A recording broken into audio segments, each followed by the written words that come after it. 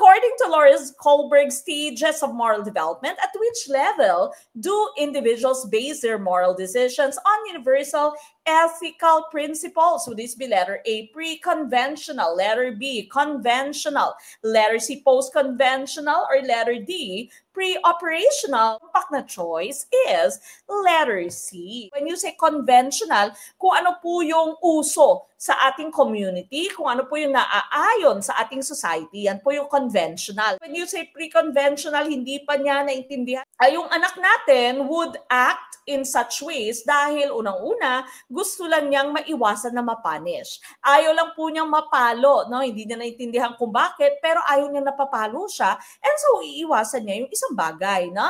And also for self-interest. Self-interest, kapag kinamot mo yung likod ko, kakamutin ko rin po yung likod mo, di ba? So that's self-interest.